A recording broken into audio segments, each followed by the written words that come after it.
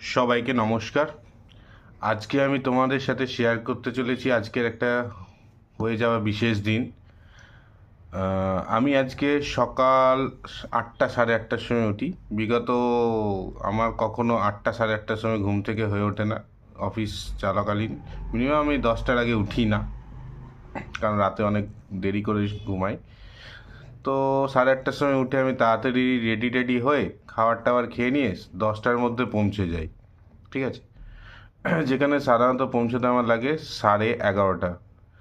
তো অফিসে পৌঁছে সব কাজ টাজ শেষ করে আমরা মিনিমাম 1টা, 12:30, 1টার দিকে চা খেতে যাই সব কলিগরা মিলে একসাথে।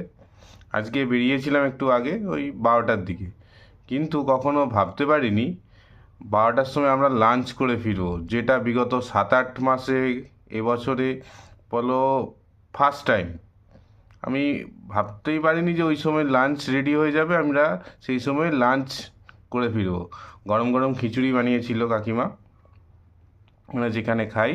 গরম গরম খিচুড়ি, বেগুন ভাজা, আলু ভাজা দিয়ে, ওহ, অনেক দিন পর এরকম খাবার খেলাম, মনটা পুরো ভরে গেল। দেন এটাই বলা যে 12টার পর কখনো আমরা লাঞ্চ করিনি। এটাই আজকে ঘটে যাওয়া একটা বিশেষ দিন। চলো সবাইকে দেখা হচ্ছে পরের ভিডিওতে।